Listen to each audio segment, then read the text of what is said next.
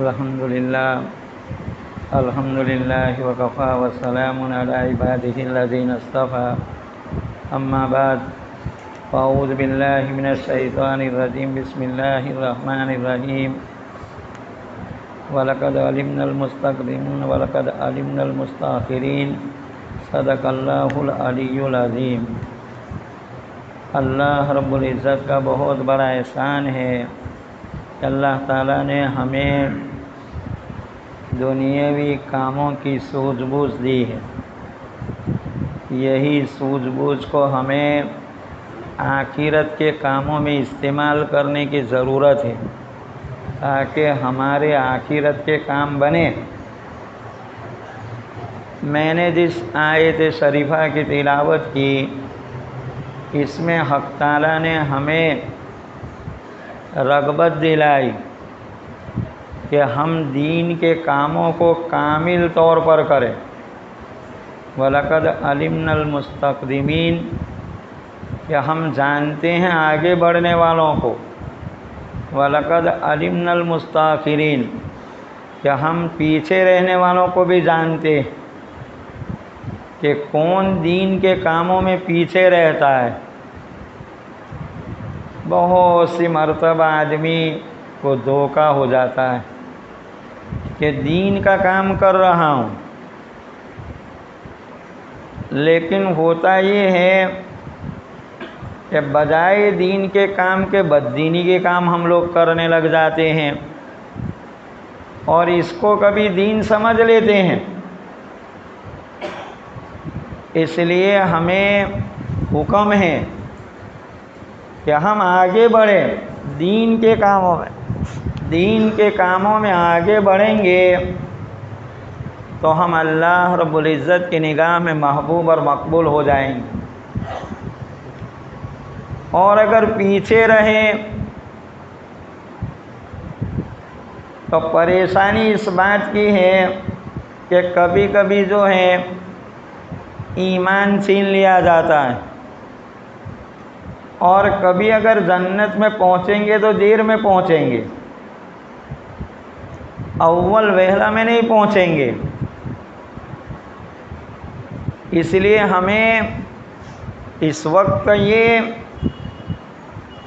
مجلس ہے، مجلس میں ہمیں غور و فکر کرنے کی ضرورت ہے کہ ہم جو دین کے کام کرتے ہیں مقصد سے تو باہر نہیں ہے، اس کی غور و فکر ہم تمام کو ضروری۔ مثلا ایک آدمی خانقاہ میں جاتا ہے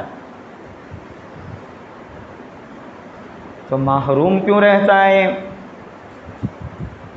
یا تو اس جانے والے کی نیت میں فطور ہے، وہ اللہ رب العزت کی رضامندی حاصل کرنے کے لیے نہیں جا رہا ہے، کوئی دنیاوی غرض سے جا رہا ہے، تو وہ ناکام رہتا ہے، کامیاب نہیں ہوتا، نہ اس کو نسبت حاصل ہوتی ہے، نہ اللہ رب العزت کا تعلق پیدا ہوتا ہے، کچھ نہیں حاصل ہوتا، ایسی زندگی برباد کر دیتا ہے۔ ایک طالب علم ہے، اگر وہ محنت سے پڑھے کتابوں کو تو یہ کام کا بن جاتا ہے، ورنہ کتابیں نہ پڑھے، مگر سبق نہیں پڑھتا ہے، دوسری چیزوں میں وقت لگا رہا ہے، تو یہ علمی میدان کا نہیں رہتا۔ بہت سی مرتبہ دھوکہ ہوتا ہے ہم لوگوں کو۔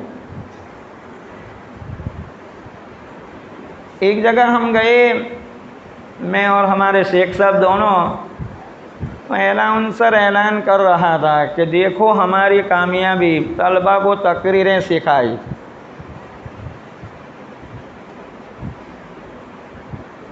پھر کیا آپ لوگ اپنے تاثرات پیش کرو، ہم نے کہا رہنے دو۔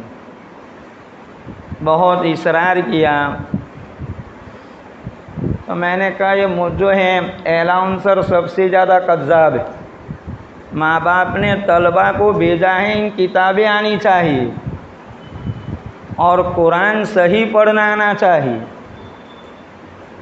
اس لیے کہ اگر ہمارا بچہ قرآن صحیح پڑھتا ہے اور اس کو کتابیں آتی ہے، چاہے اس کو تقریر نہ آئے کوئی حرج نہیں، یہ اپنی زندگی میں کامیاب ہے اور آخرت میں بھی کامیاب ہے۔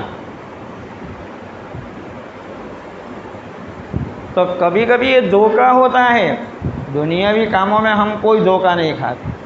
کوئی آدمی بھینس کو گوبر کے لیے نہیں خریدتا کہ گوبر اس کو آئے گا، اس کو ہم جلائیں گے یا بیچیں گے، دودھ کے لیے خریدی جاتی ہے۔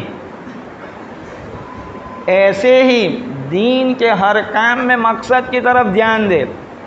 ایک آدمی تبلیغ میں چلہ پر چلہ لگا رہا ہے اور زندگی اگر درست نہیں ہو رہی ہے تو یہ ناکام ہے۔ اور ایک چلہ نہیں جا رہا ہے لیکن اس کی زندگی جو ہے اللہ رب العزت کی منشا کے مطابق گزر رہی ہے، یہ کامیاب ہے، یہ دنیا میں بھی کامیاب ہے، آخرت میں کامیاب ہے۔ تو ہم جیسے دنیا کے کاموں میں امتیاز کر سکتے ہیں، ایسے دین کے جتنے کام ہیں، چاہے تعلیم ہو، تبلیغ ہو، چاہے خانقاہیں ہو، اس کے مقصد کو سمجھنے کی ضرورت ہے۔ جب مقصد کے اوپر آئیں گے تو کامیاب۔ ہماری ہر تحریک کا مقصد یقین ہے، چاہے وہ دعوت ہو، خانقاہ ہو، تبلیغ ہو، تعلیم ہو۔ یقین کہتے ہیں حقیقت کو دل میں اتارنے کو۔ جنت ہے لیکن جنت جب تک ہمارے دل میں نہ اترے وہاں تک یقین نہیں کہلائے گا۔ اللہ دعا کو قبول کرتا ہے، خالی جاننے کا نام نہیں بلکہ ہم دلوں میں اتارے۔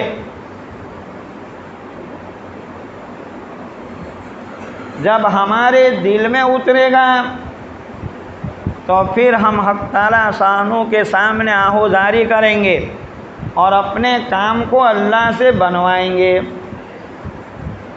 اصلی یقین ہے، چاہے ہمارا مدارس ہو، خانقاہ ہو، تبلیغ ہو یا دینی کوئی بھی ادارہ ہو،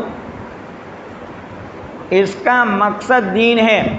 اور یہ دین جو ہے یہ یقین ہے، تاکہ یقین دل میں اترے گا تو دین زندگی میں آئے گا۔ اور اگر یقین دل میں ہی نہیں ہے تو ساری محنتیں برباد جاتی ہیں۔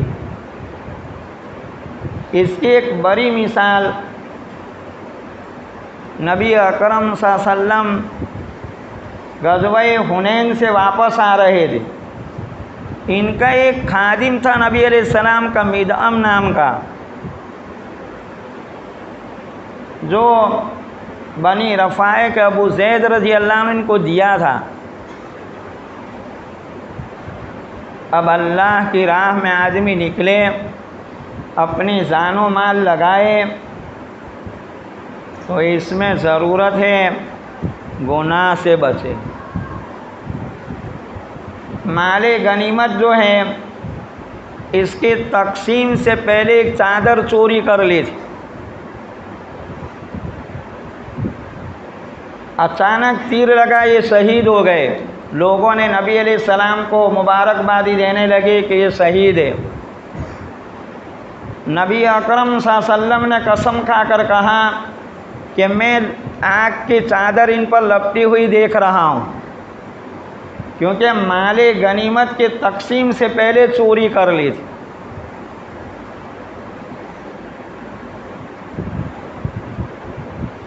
تو لوگ پھر بھاگے ہوئے، کوئی ایک چپل کا تسمہ دو لے کر آئے۔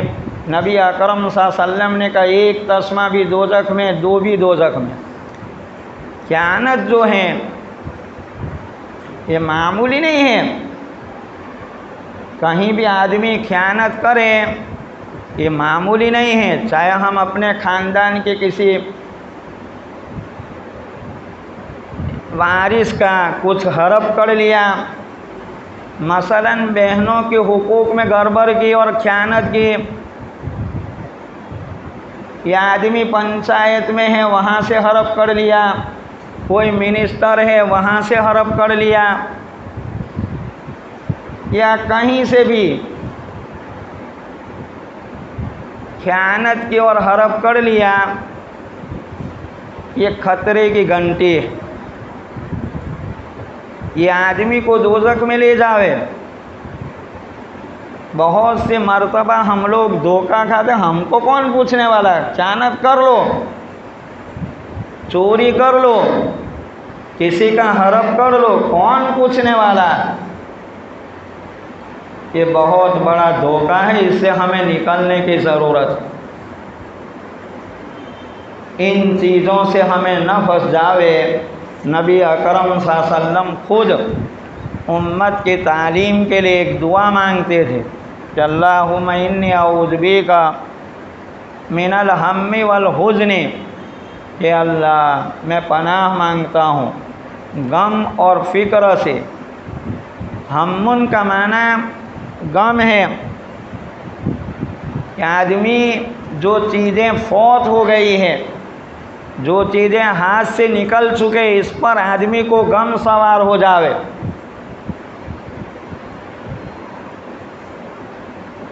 मसलन मकान गिर गया, ऐसा गम लाहिक हो गया कि कोई चीज़, बेटा मर गया,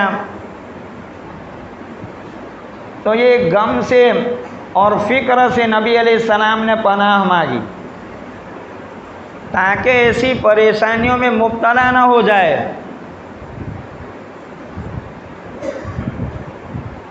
या हुज़्न से मुस्तकबिल में कि आखिर मरने के बाद कब्र में, हशर में पकड़ न हो जाए।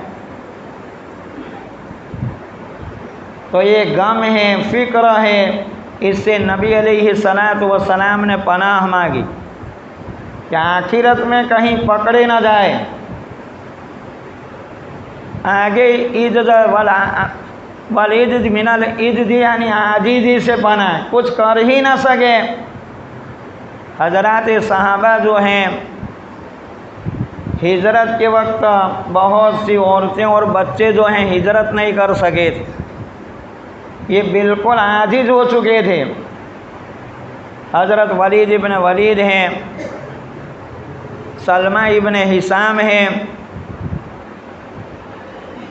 ये लोग भी हिजरत से नहीं कर सके थे। नबी अलैहिस्सलाम ने इनके लिए दुआएं की थी और ख़ुद ये लोग भी दुआ कर रहे थे।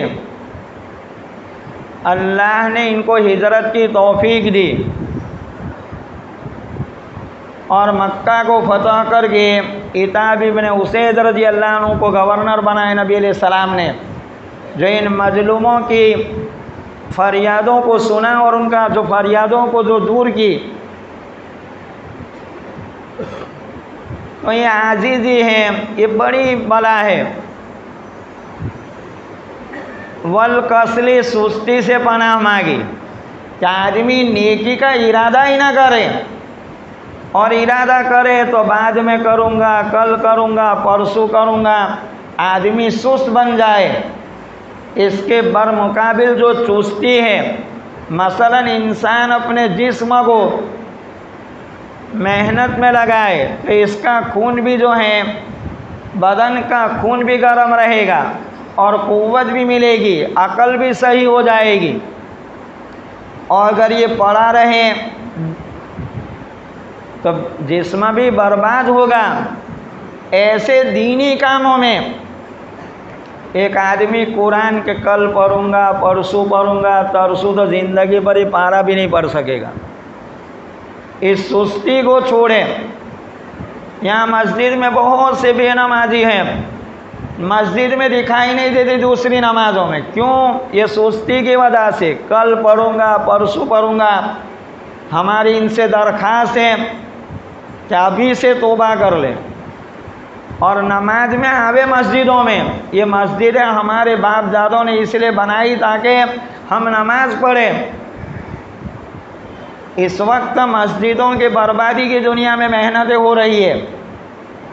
ان کو ہم ساتھ نہ دیں، ہم مسجدوں کو آباد کریں تاکہ اللہ رب العزت ان مسجدوں کو آباد رکھے، ورنہ اللہ کی ذات بے نیاز ہے۔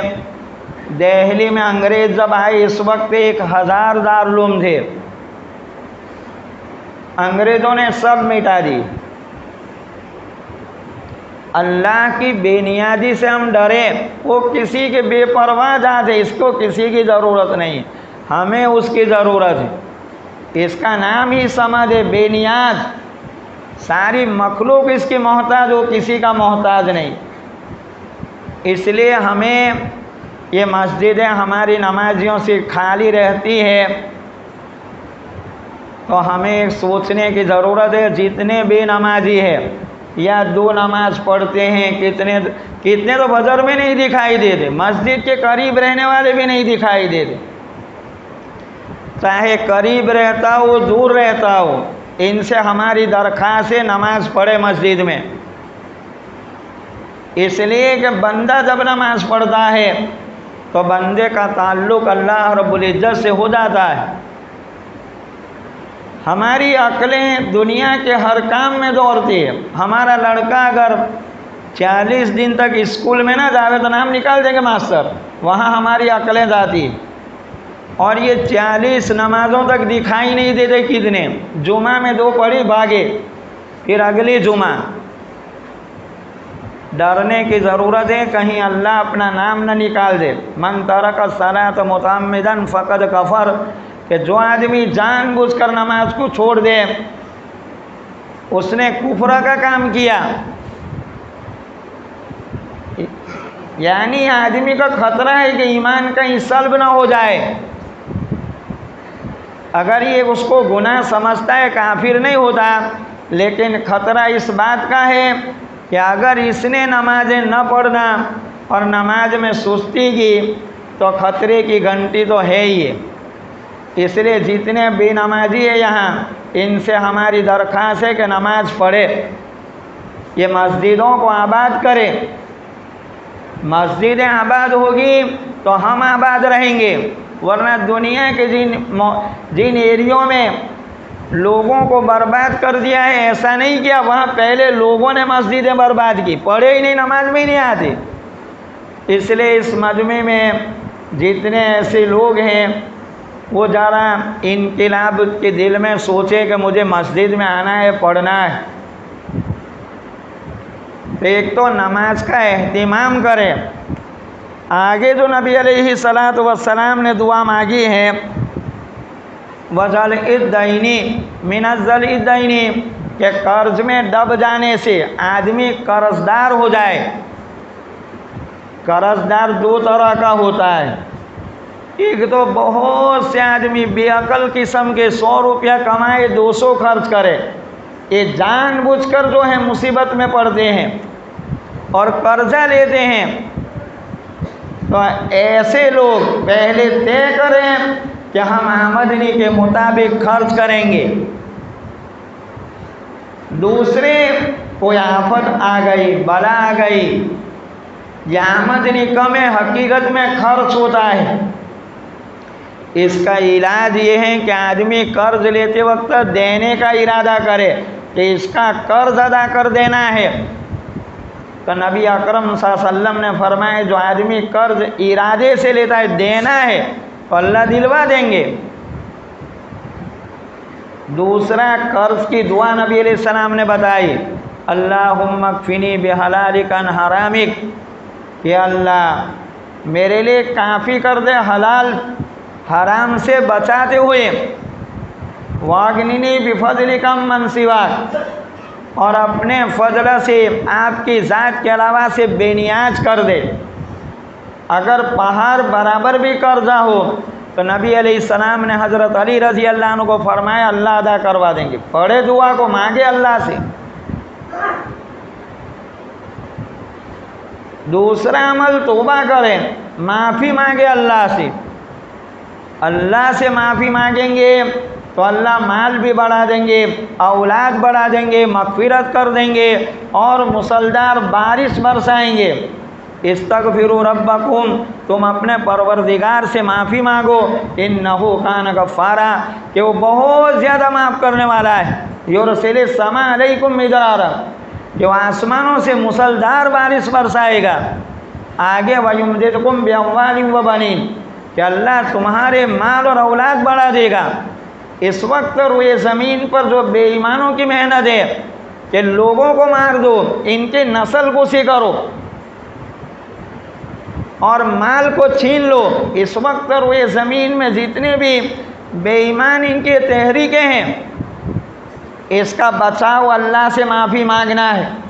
جب ہم اللہ سے معافی مانگیں گے تو اللہ تعالیٰ ہماری اولاد و مال خوب دیں گے، اولاد دیں گے، جیسے بے ایمانوں کی ساری تحریک ختم کر دے گا خدا۔ اس ذات کی طرف آنے کی ضرورت ہے۔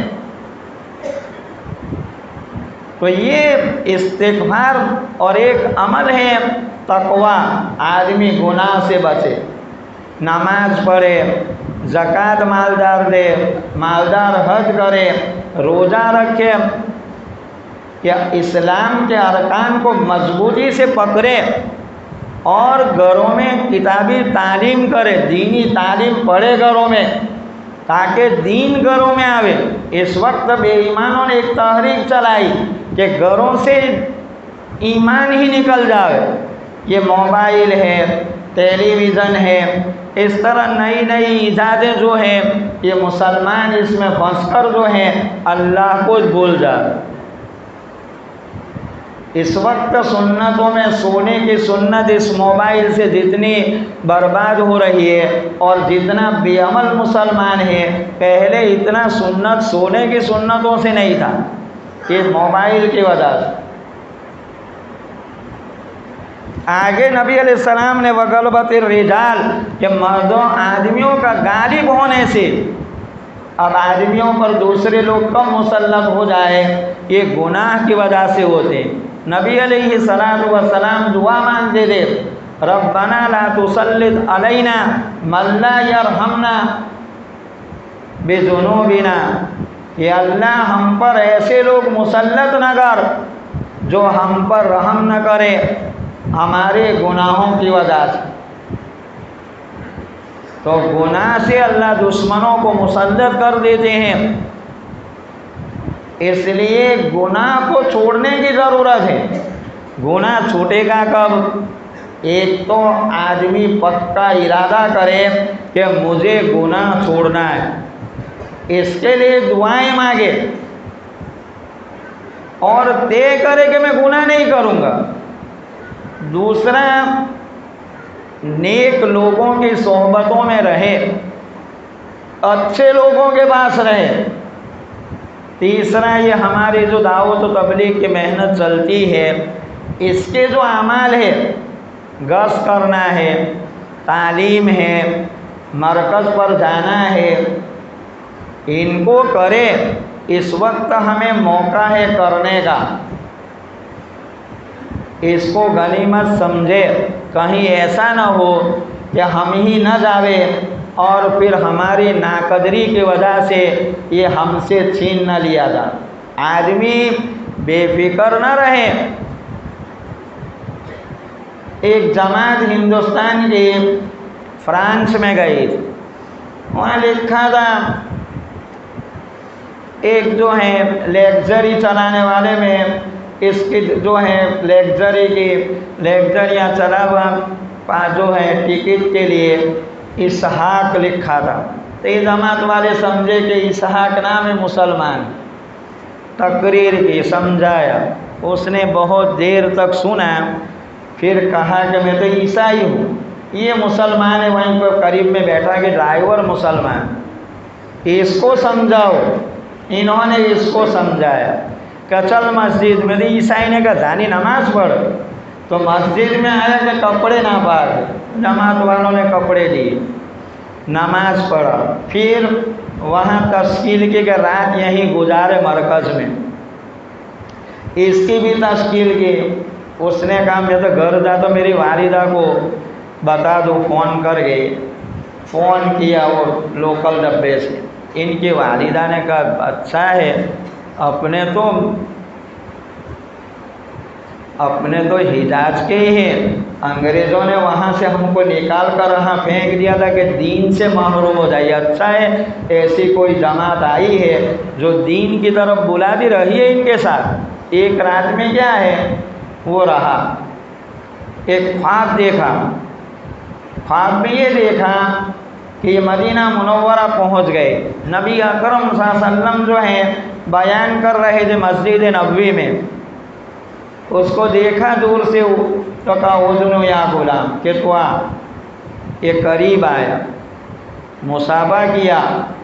نبی اکرم صلی اللہ علیہ وسلم نے کہا کہ تو 4 مہینہ لگا، پھر یہاں یہ ہندوستان میں پھر اس نے جماعت اس نے خواب دیکھا تھا، صبح میں گھر گئے ان کے والدہ کو کہا کہ اپنے پاس ٹیکسی ہے بیچ دیں جماعت میں جا، بیچ دی، ہندوستان آیا، 4 مہینہ یہاں لگایا۔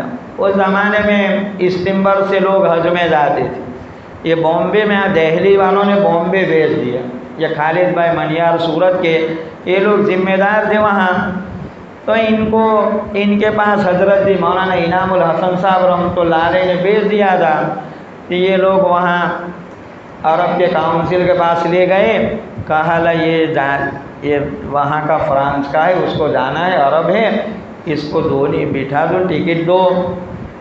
ویزا کا کوئی مسئلہ تھا، ویزا کا کہا کہ ویزا ملے گی، بیٹھنے کی جگہ نہیں ہے۔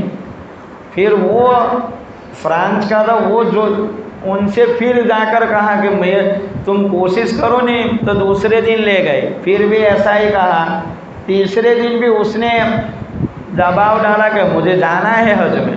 کہ اچھا، خالد بھائی منیار کہہ رہے تھے کہ میں ان کو لے گئے، دوسرا ہمارا بامبے کے ساتھی تھا، وہ دونوں ہم گئے، وہ عرب تھے، عرب مہمان نواز تو ہوتے ہیں کہ انہوں نے ہمارے لیے کھجور اور پانی تینوں دن دیا۔ پھر ہم نے اس کو کہا کہ یہ مانتا نہیں ہے، تم کچھ بھی کرو، لیکن ڈرائیور کے پاس بیٹھ جا، لکھ دیتا ہوں، تو لکھ دیا۔ جب لکھ دیا تب یہ کہنے لگا فرانس والا کہ میں نے نبی اکرم صلی اللہ علیہ وسلم کی زیارت کی تھی، میں تو ڈرائیور ہوں، کبھی مسجد کا پگتیا بھی نہیں دیکھا تھا۔ ہمارے والد ہمارے حجاز میں بڑے عالم تھے، انگریزوں نے جو ہے ایسے بڑے بڑے علماء کو ویران ملکوں میں رکھ دیا، کچھ کر بھی نہ سکے دین کا کام، کہ ہمارا تو یہ حال ہے۔ میری والدہ سنا رہی تھی کہ وہ کہہ رہا تھا کہ میرے والد بڑے عالم تھے اور پڑھاتے تھے، اس لیے حق تعالیٰ کی بے نیاز ذات سے ہم سب کو ڈرنے کی ضرورت ہے۔ ہم یہ نہ سمجھے کہ ہمیں کون پوچھنے والا، جب نعمتوں کی ناقدری کی جاتی ہے وہ چھین لی جاتی ہے، اس لیے حالات جو ہیں بدلتے جا رہے ہیں۔ ان حالات کا جو ہمیں پیغام ہے کہ ہم اللہ کی طرف رجوع کریں اور اس اللہ کو منوا لیں، ورنہ خطرے کی گھنٹی اس بات کی ہے کہ کہیں ایسا نہ ہو کہ ہمارے حالات میں بھی تغیر اور تبدیلی آ جائے۔ ہمیں اللہ نے وعدہ کیا ہے واللہ مولاکم، اللہ تمہارا مددگار ہے، بِأَنَّ الْكَافِرِينَ لَا مَوْلَىٰ لَهُمْ، ان بے ایمانوں کا کوئی مددگار نہیں۔ لیکن ہمیں اللہ سے تعلق پیدا کرنے کی ضرورت ہے، اور اللہ کا تعلق تقویٰ سے ہوتا ہے، ایمان اور تقویٰ سے ہوتا ہے۔ الا ان اولیاء اللہ لا خوف علیہم ولا هم یحزنون، کہ اللہ والوں کو نہ خوف اور غم ہوتا ہے دنیا چھوٹنے کا نہ آخرت کا۔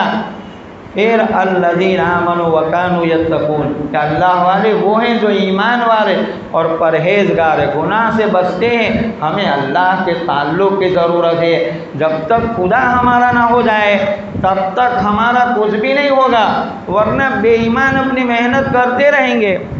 ان الذین کفروا ينفقون اموالهم لیصدوکم عن سبیل اللہ، کہ بے ایمان جو ہے مال خرچ کریں گے تاکہ تم کو اللہ کی راہ سے روک دے، فَسَيُنْفِقُوهَا، وہ خرچ کرتے رہیں گے، لیکن ان کا نتیجہ بھی اللہ نے بتایا، علیہم حسرات، وہ افسوس کریں گے، اپنے مقصد میں کامیاب نہیں ہوں گے، اور ان کو جو ہے جہاں وہم یغلبون کہا کہ ان کو مغلوب کر دیا جائے گا، یہ کسی اس گمان میں ہے۔ لیکن ضرورت ہے ہمیں اللہ کا تعلق پیدا کرنے کا، کہ ہم اللہ تعالیٰ کا تعلق خوب رو رو کر اللہ سے ہمارے بارے میں حفاظت، ہماری نسلوں کے بارے میں حفاظت، ہمارے گھر والوں کے بارے میں اور ہمارے ملک جو مسلمانوں کی جان مال آبرو عزت سب کے بارے میں حفاظت کی دعائیں کریں، اور دنیا میں جہاں مسلمان پریشان ہیں ان کے بارے میں دعا کریں۔ کسی بھی متاثر ہونے کی ضرورت نہیں ہے، اللہ سے تعلق پیدا کرنے کی ضرورت ہے۔ اللہ تعالیٰ ہمیں اپنا صحیح تعلق نصیب کرے۔